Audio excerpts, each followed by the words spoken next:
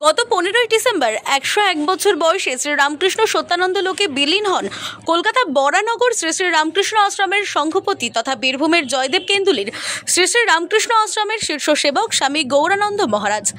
27 December 13 দিনের মাথায় সংঘপতি স্বামী গৌরানন্দজির প্রতি স্মরণ শ্রদ্ধা অনুষ্ঠান নিবেদিত হয় জয়দেব রামকৃষ্ণ আশ্রমে। দূর দূরান্ত থেকে 2 শতাধিক সাধু সন্ন্যাসী সেই সঙ্গে কয়েক হাজার ভক্ত শিষ্য পুণ্যার্থী এই অনুষ্ঠানে যোগদান করেন। পরে গৌরানন্দজির প্রতি ফুল ও শ্রদ্ধার্ঘ্য নিবেদিত হয়।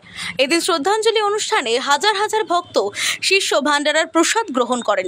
উল্লেখ্য 1924 সালের এপ্রিল মাসের শুভ রামনবমীর পুণ্যলগ্নে বর্তমান ঝাড়খণ্ডের সাঁওতাল পরগনার একতলা গ্রামীণ তিনি জন্মগ্রহণ করেন।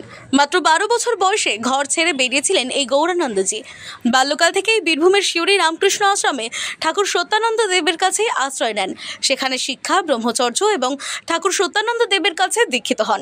এই শ্রদ্ধাঞ্জলি অনুষ্ঠানে গৌরানন্দজির সারা জীবনের জীবনগাথা বক্তারা তুলে ধরেন। উল্লেখ্য, স্বামী গৌরানন্দজির দীর্ঘ 68 বছর সন্ন্যাসী জীবন অতিক্রান্ত হয় বীরভূমের এই জয়দেব শ্রী শ্রী রামকৃষ্ণ আশ্রমে। এদিন তার জীবন গাথা তুলে ধরেন ভক্তরা। আজকে জয়দেব শ্রী শ্রী রামকৃষ্ণ আশ্রমে বরানগর শ্রী রামকৃষ্ণ আশ্রমের সংঘপতি ব্রহ্মলীন পূজ্যপাদ স্বামী গৌরানন্দজি মহারাজের আজকে স্মরণসভা এবং শ্রদ্ধাজ্ঞাপন অনুষ্ঠান শুরু হয়ে গেল। এই শ্রদ্ধাজ্ঞাপন অনুষ্ঠানে রামকৃষ্ণ মঠ মিশন আশ্রম, বেদান্ত মঠ সহ বিভিন্ন আশ্রমের সাধুসন্তরা উপস্থিত হয়েছেন, ভক্তরা উপস্থিত হয়েছেন। এরপরে আমাদের এই অনুষ্ঠানটি চলবে। বিভিন্ন সাধুসন্তরা মহারাজকে শ্রদ্ধা জ্ঞাপন করবেন, মাল্যদান করবেন, পুষ্পার্ঘ্য প্রদান করবেন, তারা তার জীবনী সম্পর্কে আলোকপাত করবেন এবং তারপরে আমাদের সাধু ভান্ডারা, সাধু সেবা, ভক্ত সেবা এবং মার্গ সঙ্গীতের আয়োজন করা হয়েছে।